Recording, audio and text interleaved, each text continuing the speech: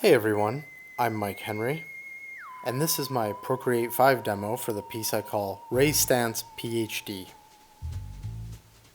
So I'm not the biggest fan of the way that Ray is designed. I think out of the 4 Ghostbusters, Egon has the coolest design, and then probably Peter, and then Winston's kind of average, but then you got Ray here that's just kind of plain. He almost looks like a background character. I guess I just kind of want to be upfront with how I feel about his character design and why I so radically changed him, because as a character, Ray is great. I mean, in the movies, he's almost a completely different character, but I think that in the cartoon, he represents something kind of specific. He is the second nerdiest character in the cast, and he sort of applies a little bit of like a, yeah, what Egon says is right kind of thing. Even though the other characters are also intelligent, meaning when I say the other characters, I mean Peter and Winston, he's the one who's like at Egon level, but isn't quite as spacey.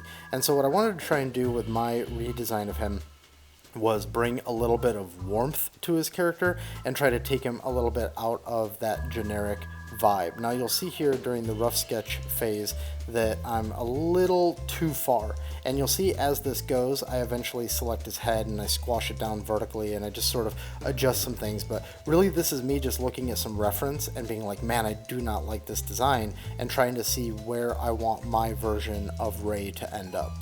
I feel like without the colors applied, he almost looks like Ralph Garman at this stage, but as time goes on, not only do I adjust the anatomy, but I am also going to be relying on his color palette. One of the craziest things about the real Ghostbusters is the color palette, compared to the way the guys looked in the movie, where they are all very similarly dressed. Dan Aykroyd, Harold Ramis, and Bill Murray in particular don't look that different from each other. And then when they brought it into the cartoon, they really tried to diversify the visuals.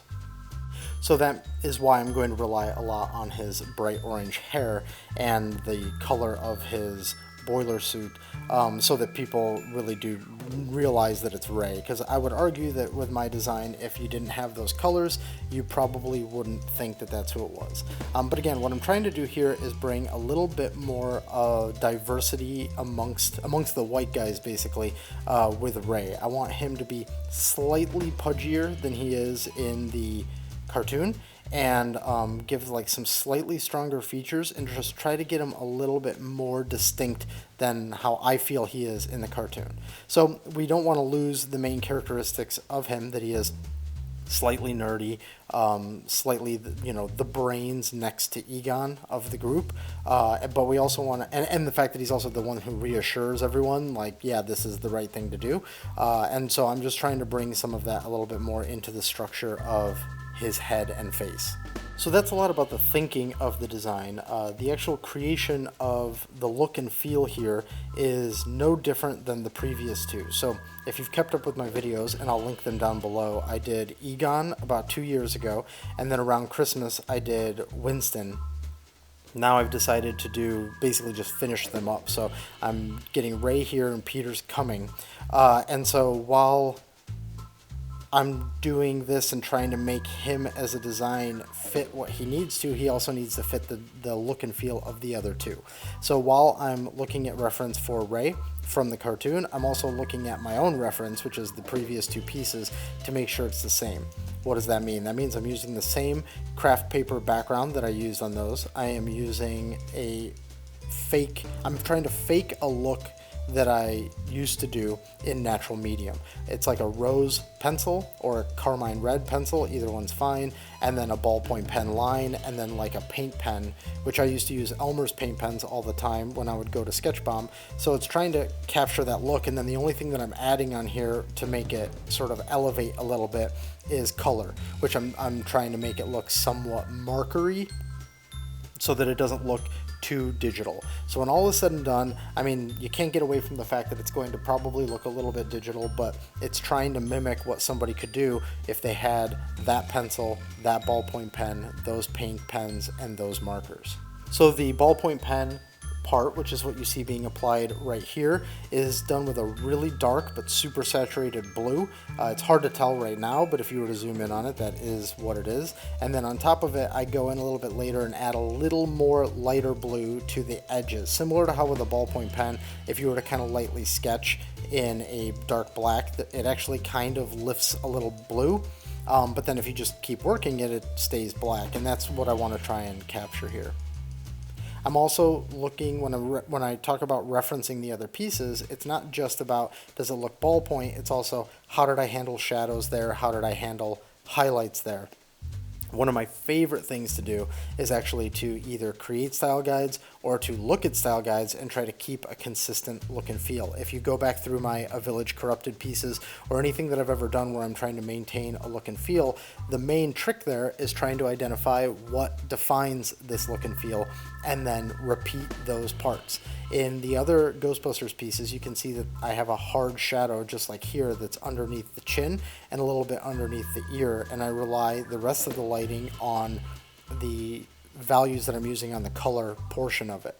I'm also looking at other little details like how did I handle the eyes. Like for instance here, you can see there's a hard pupil and then a hard outline for the iris, but there's no drawn in like glint in their eye. And there was in the rough of this, but then I removed that when I actually went to the final lines because I referenced back to my Winston and my Egon, and I saw that I only relied on the look of the paint pen for that part. So that's what you're trying to do when you're trying to maintain style across the same images, is you're trying to not the same images, the images that should come from the same body of work or look and feel. You're looking at a number of things, but you're looking at shape language, proportions, you're looking at color and palette, you're looking at type of like style of application, which is what I basically just got done talking about right there. So to maintain that markery look, all of the colors in this are set to multiply so that we're picking up that texture behind it, which means that our actual raw flats are much lighter in color since multiply darkens. I've explained multiply pretty in depth in previous videos, so if you go back through looking, you'll find me actually really go into it. I think it's even in the title, I put something like multiply explanation.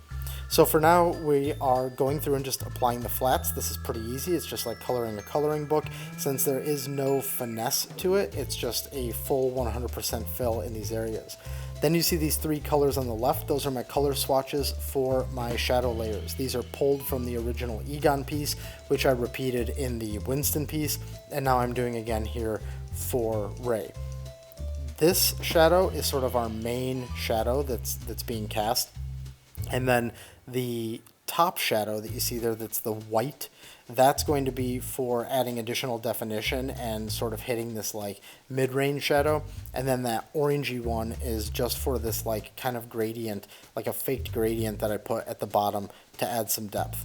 Now I want to point out something that was challenging color-wise with this take on Ray is actually quite monochromatic. He's got this brown suit, he's got the brown collar, which is basically the closest to the way the Ghostbusters look in the movie, and then he's got just generic Caucasian skin, orange hair. That's all sitting in the brown realm, basically, the light tan realm. So when you're doing that on basically tan craft paper, trying to get all of these things to separate is actually kind of a pain in the ass. So once I put it all in and I'm doing these shadows, you'll see me go through and start adjusting everything slightly. Is his skin light enough to separate from his collar? Is his collar dark enough to separate from his bodysuit? If I do that, is the bodysuit, is the boiler suit too close to his skin color so it looks like he's like naked with like a collar around his neck? So all of these values and even hues have to be controlled in order to make sure that this reads well. If he was on white background, it wouldn't be nearly as hard. I could just play with all of these values to my heart's content because I'm not having to also play with the fact that it's going to be influenced by that brown background. So we've got all those shadows laid in. If you want more details on how I did those shadows, the Select Paint, Select Clear method is linked down below, and I'll also link the Winston and the Egon ones. In each one of these videos, I kind of try to talk about a different aspect of them. So if you look down below, you'll find all of that. Here I'm adding just some extra little details in the eyes, nothing too important, but there is something that's kind of off about the eyes, and I start realizing it right about here, and eventually you'll see me go in and adjust it. I always, as I've explained before, have a rule where when I'm done with a piece, I like save it to my phone, I make it my wallpaper so that I'm always staring at it, and then if I notice things that need to be fixed, I can go back in and fix them later, and that's what happened here. So now we've got the white paint pen that's applied on top. That way we can have it break through the line in certain areas. We can define parts of, like around his ear and where his hair overlaps with the background hair. Duplicate the white paint pen and darken it and shift it and put it underneath so that we're basically creating like a little bit of a drop shadow off of that so that it feels a little bit more dimensional. And I think that's something you see in the end when we do like the full pan through. Here I start playing with the idea of adding some 5 o'clock shadow to him because I thought that that might be a good way to get a little bit more interest out of him, but I feel like that kind of changes the character a little bit too much, so I do eventually nix that from him.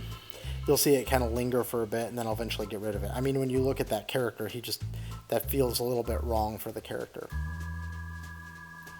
So here I turn everything off so I can start looking at what I did with the eyes. I start trying to fix, he was a little cross-eyed and just a little wonky. So we go in and we adjust that a bit and then start turning on all of our layers again to see what we need to adjust.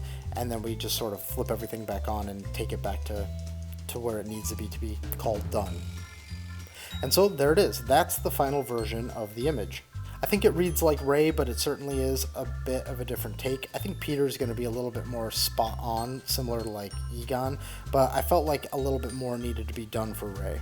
Something that was funny is today I started working on Peter and I found this original image from the original intro that they had for Ghostbusters before they redid everything. If you haven't seen it, it's pretty crazy. And that Ray actually kind of looked a little bit more like my Ray, which is kind of funny to stumble upon that.